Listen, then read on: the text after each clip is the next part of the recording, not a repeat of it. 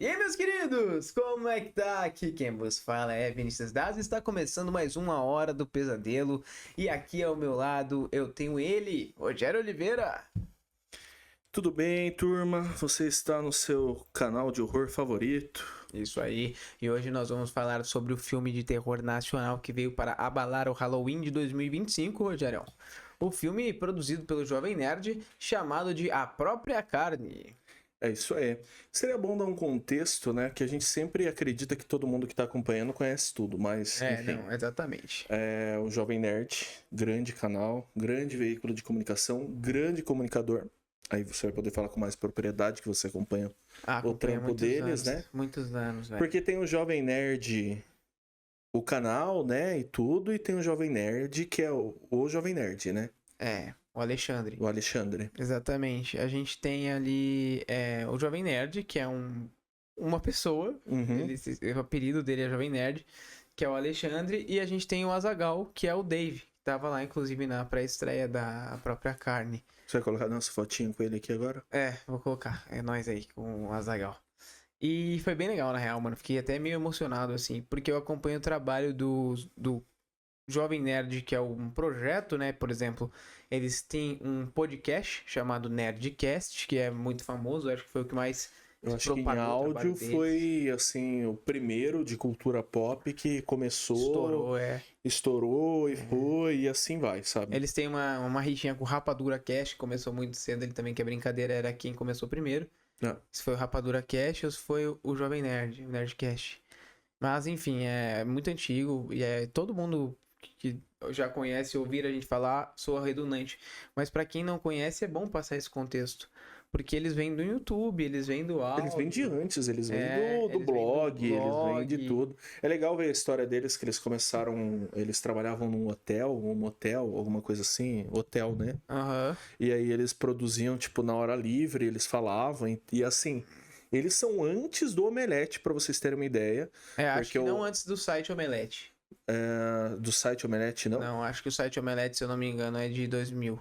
É mais antigo. Mas a produzir... O Jovem Nerd já vem lá em 2006. 2006. É isso aí. E depois eles se consolidaram como site, depois como canal. E aí, fora isso, que o podcast expandiu para todo um cenário de RPG, que também expandiu para... RPGs bem imersivos, né? Sim, aí teve os nichos, né? Que eram os programas apresentados pelas esposas deles, né? Tem ainda, né? O Caneca de Mamicas. Caneca de Mamicas, entre outras coisas. Eles revelaram muita gente. Então, tipo, a galera do MRG, praticamente toda, não toda, mas alguns saíram dali, né? O Afonso e tal. Muitos, no geral, eles revelaram muita gente bacana pra internet. Pra nós aqui que somos assim, tipo, internet, /cinema, podcast, né? Uhum. A gente pode citar o Gaveta, que o Gaveta era o editor deles, e aí o Gaveta se tornou tudo que ele é hoje. O editor, talvez o Gaveta seja um dos grandes responsáveis até pela minha profissão, mano. Que hoje eu trabalho com pós-produção muito por conta dos vídeos do Gaveta, tá ligado? Então... Mais do que o Jovem Nerd em si foi pra gente construir o podcast. Tá ligado? Porque a gente começou um podcast, todo podcast começou, principalmente em áudio, com um pouco de referência do Nerdcast. É impossível, não tem como falar que não. Sim. Mas aí você vai criando seu formato, você vai ficando original da sua maneira. Então são pessoas que vêm da internet mesmo. E aí a gente tem o diretor da própria movimento.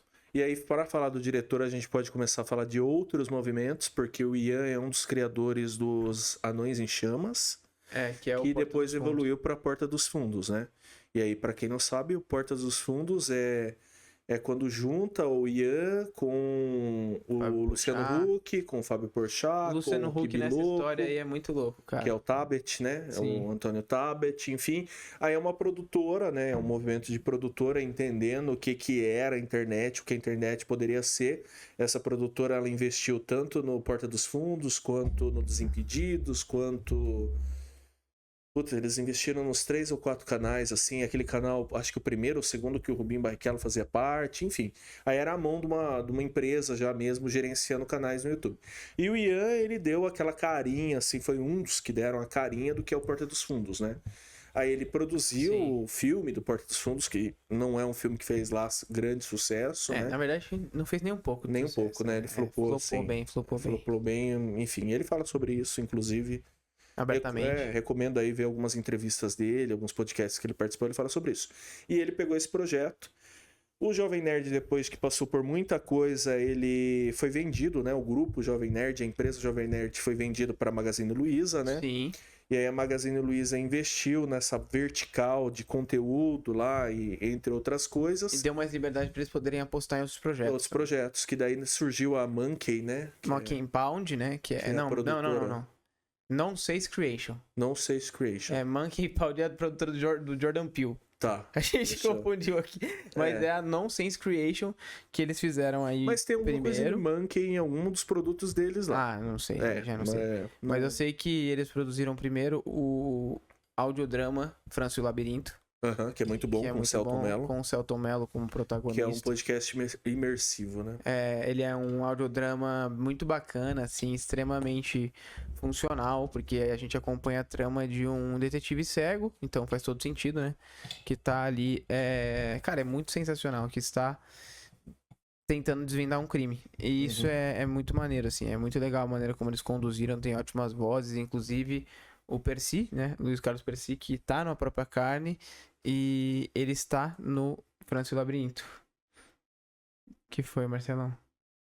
É um barulho de porta batendo, Deixa essa partezinha de cima aí, só pra garantir que ninguém vai chegar abrindo. A gente tá aqui no estúdio. No estúdio estamos hoje fenômenos paranormal activities. Paranormal activities hoje, mano. Então... rolês estranhos. Um dia a gente faz um episódio sobre coisas que aconteceram no estúdio. Mano, a gente tem que falar tem muita coisa. Mano. Isso que eu não contei algumas que aconteceram esses dias aí, hein? Ixi! Precisamos falar sobre. Mas enfim, chegando o Ian SBF também fez muito sucesso, aí juntou com a galera do Jovem Nerd, fizeram aí essa leitura de roteiro. O Ian falou que já era um roteiro dele, né? Não, o Alexandre e o Dave, né, que é o Azaghal e o Jovem Nerd, procuraram o Ian pra produzir um filme, eles queriam fazer um filme de terror, e eles tinham uma ideia, e apresentaram essa ideia pro Ian.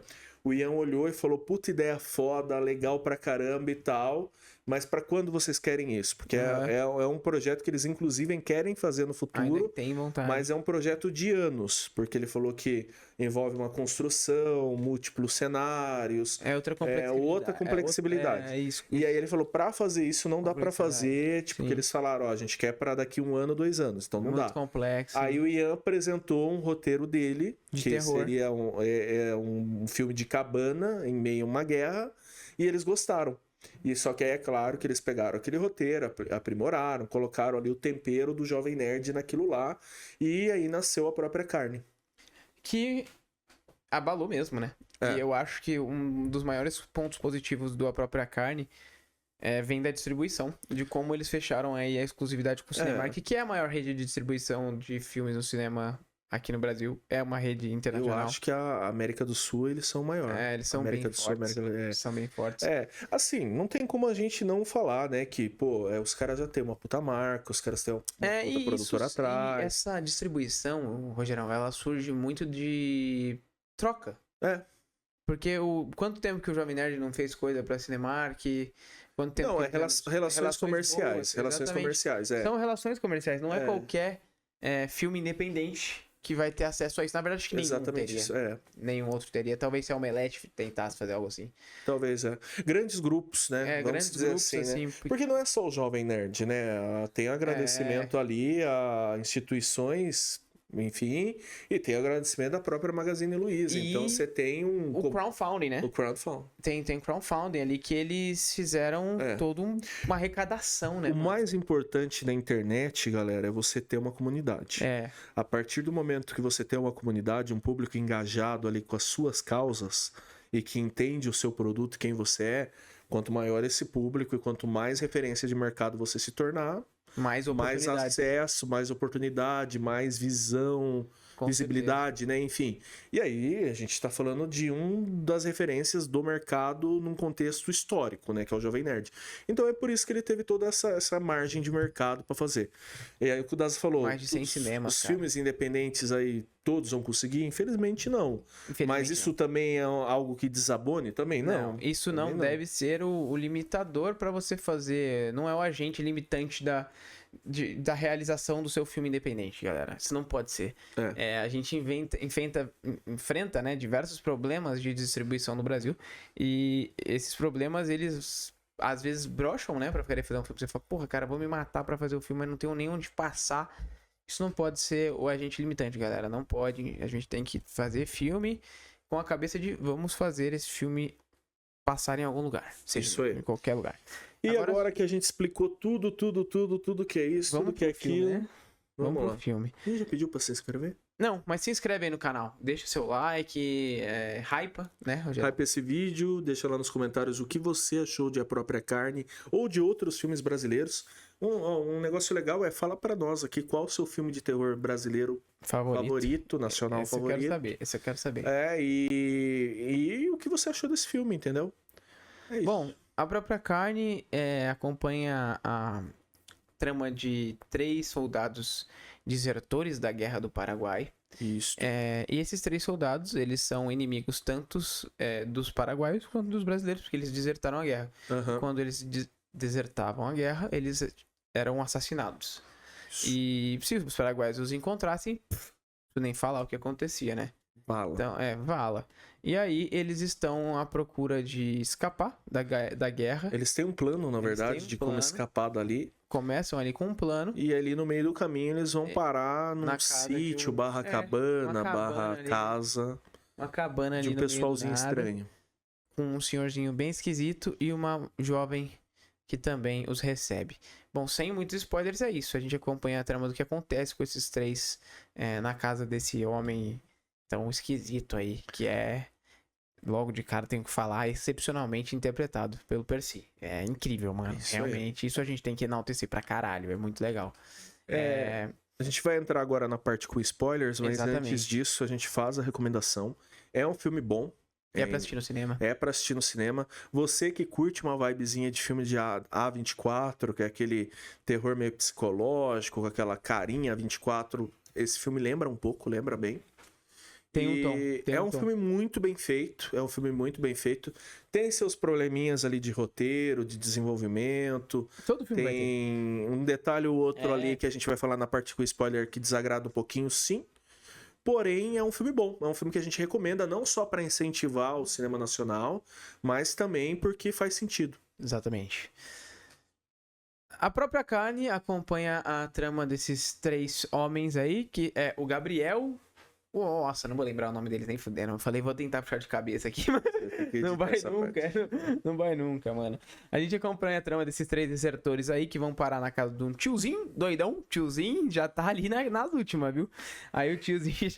Mas é ligeiro pra cacete o tiozinho. É que ele tá todo torto, todo estragado, mas o bicho é valente. Porra, mas a cena que ele aparece com o lampião assim logo de cara e ele tá bem olhando assim. Puta que pariu, sensacional, velho. Sensacional. Que é bem o pôster mesmo do filme, Bem bacana, puta cenona. A gente acompanha eles entrando na casa desse tio, pedindo ajuda, né? E o cara vai estranhando, fala, porra... Ele sabe que eles são desertores, ele sabe. Ele só não fala, ele fica cozinhando os caras ali. Um pouquinho antes disso, mostra o momento que eles estão escapando ali para encontrar com a pessoa que vai ajudar eles a voltar para a cidade, a desertar, né? Eles estão no riacho, só que eles encontram com um general ali, com um líder ali que eles matam. Se descobre eles, a casa cai, então eles matam, só que nessa um deles leva um tiro e aí já chega na casa desse senhor aí na base do... Estão bem debilitados. Estão bem debilitados já. E aí quando chega lá, a trama começa a se desenvolver nessa questão de, tipo, tem alguma coisa muito errada aqui e tem certas imposições, né, do dono da casa, que eles vão dormir trancados, que eles têm que tirar a bala do pé do soldado. E começa a ter aquele monte de imposição que eles têm que aceitar, porque eles estão ali de favor, né? Não tem o que fazer. E aí isso daí vai evoluindo para um negócio meio de... Que lugar estranho, muito mistério, coisas esquisitas, é corrente pra tudo quanto é lado, é um comportamento muito estranho da parceira do homem ali. Da jovenzinha ali assusta bem. E aí acontece o que é óbvio, né? Eles esperam que no próximo dia eles vão conseguir sair dali com a ajuda de um comerciante que vai passar por ali e vai levar eles. O comerciante não passa, o dono da casa alega que é o mau tempo e tudo mais. Só que a estadia deles ali vai se prolongando e as coisas esquisitas também cada vez se prolongando mais. Até que o nosso querido tiozinho resolve virar a casaca, que já tava meio virada na real, e mata um dos caras ali. Mata, Força, né? Ele se matar. Entre grandes aspas. É, que depois ele volta. Depois ele volta lá no final. Mas ele faz o cara fingir que vai se matar. O nosso galã, né? Que a gente tem um protagonista ali, a gente tem um galã, né? Que é ao lado dele. Uhum. Ele se envolve com a garota ali, com a parceira do velho. E acaba que ele constrói uma pseudo-relação. Eles têm uma relação sexual ali. E aí, quando dá esse dia seguinte, ele vai conversar com ela. E ela fala se eles podem ter o filho, que ela tá grávida. Só que é um bagulho completamente absurdo, porque eles tiveram relação sexual um dia antes. E ela diz que já teve vários. E não pôde ficar com nenhum mostra deles. Que a barriga dela tem algumas mostra que ela tem várias cesáreas e tal. Mas é meio que tudo simultâneo, né? Quando o cara tá lá com. Enquanto ele tá lá. E aí começa a mostrar alguns detalhes sobre a casa, que a casa guarda algum segredo muito sombrio. Aí tem o celeiro, né? Onde aparenta ter uma espécie de altar ali. Você vai vendo algumas coisas assim que vai levando pro lance de demônio. É meio ocultista. Ocultismo, terror. Aí você vai tendo aquelas referências que é coisa muito do Jovem Nerd. Quem acompanha o Jovem Nerd sabe que o terror cósmico ali é muito presente e tal. Então vai tendo essas referências. Aí enquanto ele faz um dos personagens lá se matar, né? Que é o herdeiro, o cara milionário. Você vê ali um momento do celeiro, tem uns pentagramas. Tem uns negócios assim. O que eu achei que ficou meio perdido hoje, eu não minto. Eu acho que... Não tem uma certa profundidade ali, né? Ficou um negócio meio... o capeta, então tem que ter pentagrama, tá ligado? E aí enquanto tenta isso emular também... emular um pouco a sensação do filme A Bruxa, mas a tensão no filme A Bruxa, pela ausência de tantos personagens como tem na própria carne, tem bem mais personagens assim em relação a tempo de tela, dividir os núcleos. A Bruxa se passa muito no Caleb e na Thomasin ali. Eles acabam tendo menos tempo para explorar certas diretrizes ali, e aí fica um pouco... Não cria a mesma tensão que o filme A Bruxa cria, sabe? Então, ele tenta simular um pouco... Dá pra ver que ele tenta simular um pouco esse lugar, essa atmosfera. Mas, enfim, a atuação do Percy, ela contribui muito com isso, que é muito, muito boa. Aparece um outro cara lá com eles que é mudo lá, um outro senhor, um outro velho. Um outro velho. Assustador também. Que fica aparecendo e sumindo. Mas, basicamente, é isso. Enquanto o velho força o herdeiro lá, o soldado herdeiro, a se matar, só que ele não se mata, ele acaba voltando. O bonitão lá tá com a mulher do velho lá e ele tem um surto com ela e ela acaba matando, esmagando a cara dele ali. E enquanto isso, o soldado, né, que é... Na verdade, ela dá uma facada nele. Não, mas depois ela esmaga a cabeça dele. Esmagam a cabeça dela. É verdade, Ela dá uma facada nele e aí depois, quando ele vai voltar, o cara que, entre aspas, se matou e não se matou, ele esmaga a cabeça dela. Que é, porra, legal. Apostaram forte no gore ali. Achei maneiro. Fizeram efeito prático. Fizeram efeito prático legal ali. E aí depois a gente vê o velho sequestrando, né? O outro guerreiro, que é o Gabriel.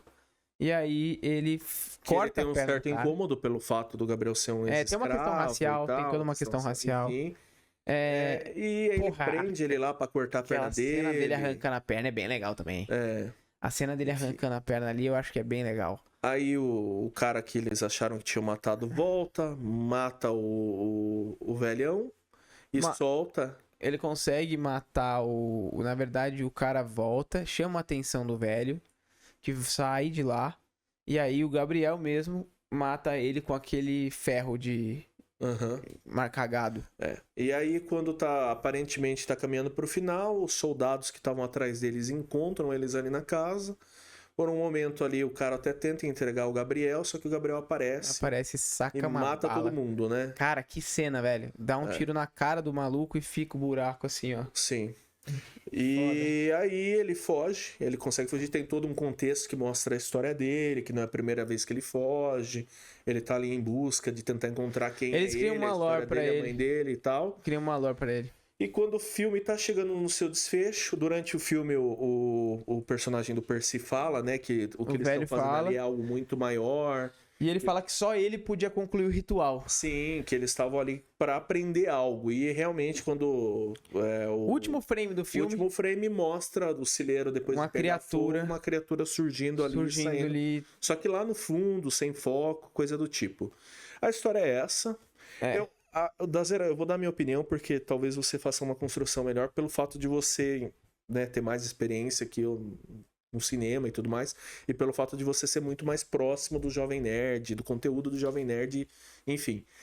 Cara, eu gostei, achei um filme bom, mas eu confesso que a maioria, hoje em dia, né, a maioria dos filmes que eu vejo hoje em dia de terror, às vezes eles não me agradam tanto porque eles têm contemplação demais, sabe?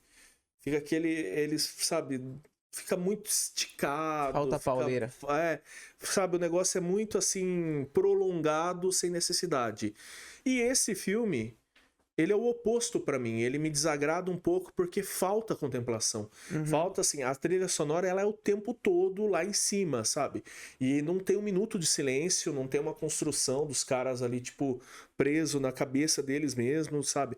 É uma coisa até meio batida, sabe? A gente conversando depois que a gente saiu do filme. Do nada, eles estão na floresta, eles já caem dentro da casa, não tem eles conversando entre eles, um pouco mais assim, até chegar na casa. Como também não tem, tipo, a mulher conversando com o velho, sabe? Essa subtrama e subtrama do lance do ocultismo ali também é muito batido. E aí realmente eu não sei se foi tipo uma percepção que poderia ser mais acelerada e as pessoas entenderiam, ou se foi uma necessidade de corte, né? Porque infelizmente isso às vezes acontece, né? Seria muito legal se daqui a um tempo eles lançassem uma versão prolongada e tivesse isso que eu tô falando, de repente, né? Porque cinema tem muito disso. Às vezes você tem que entregar um filme com um determinado horário para ele encaixar na programação da galera e vai ser isso, né? Mas me falta um pouco, assim. E eu também não sei se foi proposital essa cara de A24, sabe? Eu também não sei.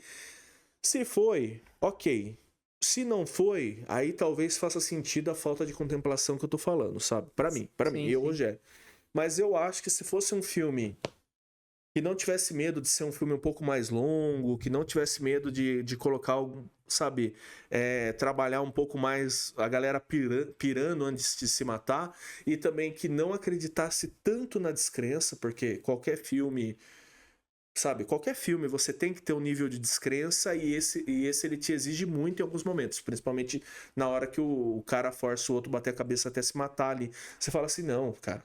Ou no momento que eles estão ali dialogando entre eles e eles têm que ficar presos ali, ou tem que cortar a perna do cara, sabe? Você fica meio assim, tipo, tá, você tem que aceitar, sabe? Então esses 3 pontos que eu falei pra você, assim, de tipo, faltar mais coisa e faltar contemplação e tirar um pouco desse nível de descrença, talvez melhoraria o filme, na minha opinião. Cara, legal. Eu tenho... Cara, é muito louco, né, velho? Porque sempre vai existir um clubismo quando a gente tá falando de filme nacional. Mas eu não... Por que existe esse clubismo? Porque a gente entende muito o processo de como é feito a produção, de como acontece, né? De como... Poxa, por exemplo, uma coisa muito bacana que o Jovem Nerd fez foi soltar um making off lá de quase 50 minutos no YouTube. Sensacional, sensacional. Porque quando é feita alguma obra assim... É muito bom que a gente conheça os bastidores, porque isso incentiva novos realizadores, isso fomenta sonho na galera. Isso é muito isso bacana. Dá noção. Isso dá noção de como porque o que acontece também muito no mercado é a galera, eu vou fazer um filme, e a galera não tem noção da complexidade, não tem noção do custo financeiro e da dificuldade para esse filme, depois de pronto, viver, que é circular. Então, tipo, você mostrando os bastidores, você dando... palco para essas coisas, você enriquece a discussão. Muito, enriquece o cenário também. Então, assim, isso eu achei sensacional. Eu acho que uma coisa é o filme ser feito. Eu acho que o feito de fazer o filme, o feito de escolherem o terror, o feito de conseguirem uma distribuição tão legal, conseguirem uma pré-estreia, uma premiere assim, nível os filmes que a gente acompanha aqui, gringos, sabe? A filme da A24 dificilmente Não é tão tem essa organizado distribuição. assim, hein? Não tem. Só quando a A24 tá junto com uma então. Warner da vida, com uma Sony da vida, alguma coisa assim, que o negócio anda. Eu acho que a gente tem um grande feito e esse grande feito é sensacional e ele merece ser muito elogiado e ele tem que, sim, as pessoas têm que engrandecer esse feito. Eu acho que isso é sensacional. Agora, em relação à qualidade técnica, artística do filme, a gente já entra em outras questões, né? Que são diferentes, não desmerece o feito do filme. Eu acho que o exímio técnico, ele acaba sendo prejudicado, talvez pela necessidade de fazer as coisas muito rápido que a gente tem no cinema nacional, assim. Então eu entendo principalmente esse negócio de sair pro meio do mato e gravar filme, porra. Tipo, o Seiyus foi um filme que eu rodei assim, vindo pro meio do mato, não tinha 1% da estrutura que eles tiveram.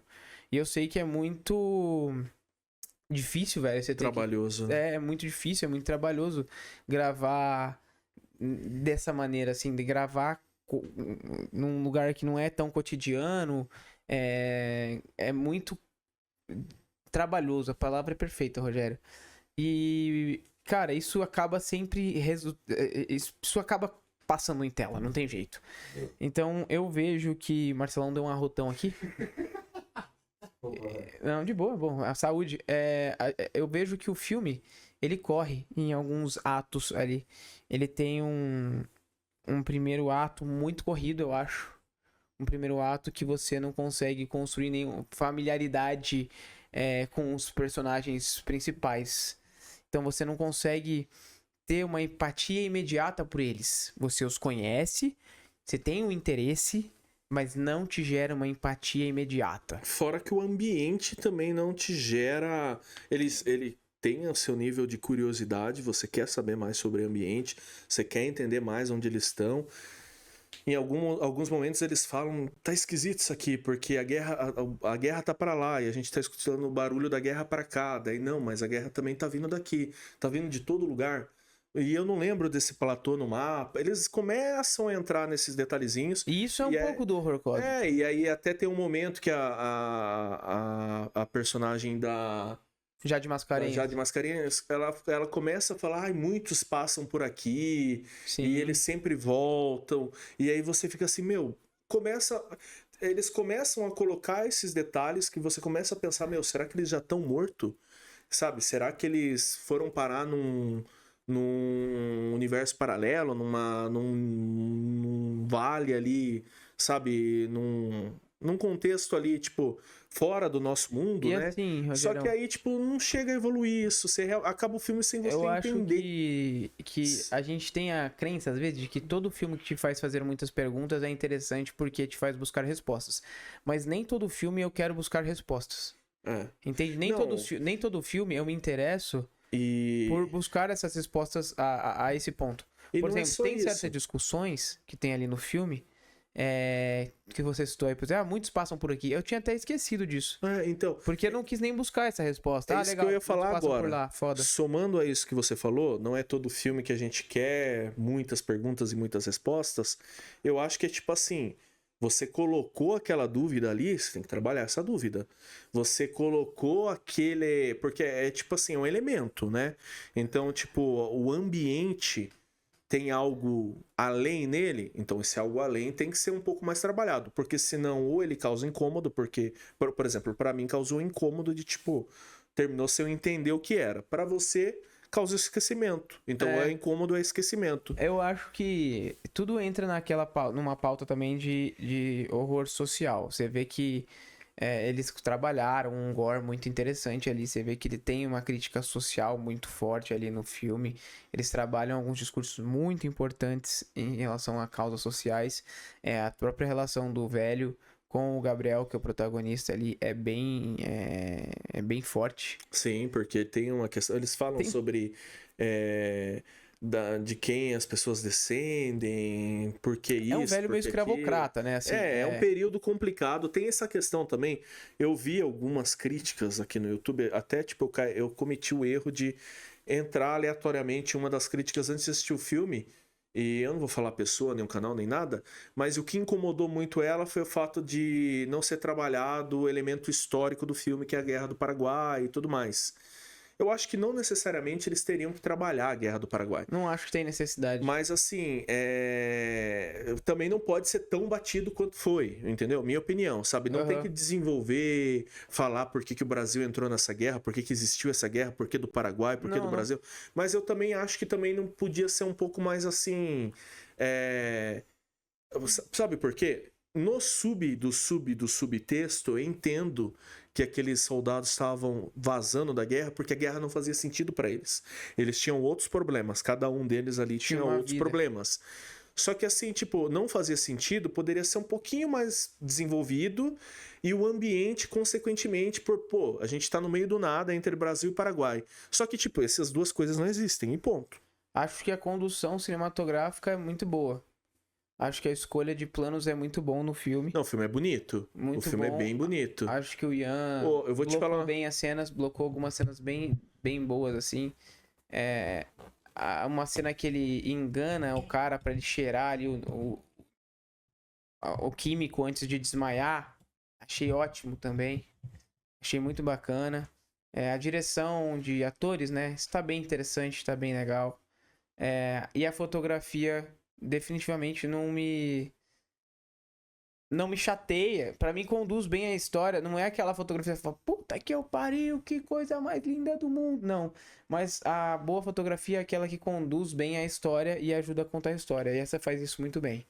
Pra mim, um dos filmes mais bonitos de terror nacional de todos os tempos. De todos os tempos. Filmes de terror bonito. Você fala, caralho, fala 3 filmes mais bonitos aí, eu não consigo. E olha que eu vi muito filme de terror nacional. Então, assim, é um filme cuidadoso. Mas, óbvio, que tudo isso decorre de várias outras questões. Eu gosto do filme. Acho que é um filme muito bacana. Mas acho que ele não aposta tanto em saídas mais ousadas. Ele é bem... Ele aposta no seguro. Até a ausência de jump scares é meio seguro hoje em dia. Porque isso dá o tom a 24. Mas eu acho que poderia ter caprichado mais na atmosfera do medo. Isso me deu um pouquinho de vontade de, porra, caralho, eu queria saber mais, queria ter mais medo. Mas é um filme bem legal. Pra mim é um... filme bom. A minha nota é quase tão bom quanto Uma História do Rogério. Você é um pouquinho mais clubista do que eu.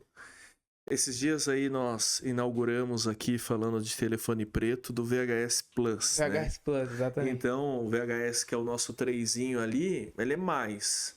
Ele é um VHS, ele é um 3.5, né? Um VHS Plus. Eu acho que falta um detalhezinho pra ele entrar no Quase Tão Bom Quanto Uma História Minha. É foda falar isso, né? Quase Tão Bom Quanto História Minha, né? Mas é o nome da categoria. Não tô falando de mim, tá? E aí, pra ele ser um super pesadelo...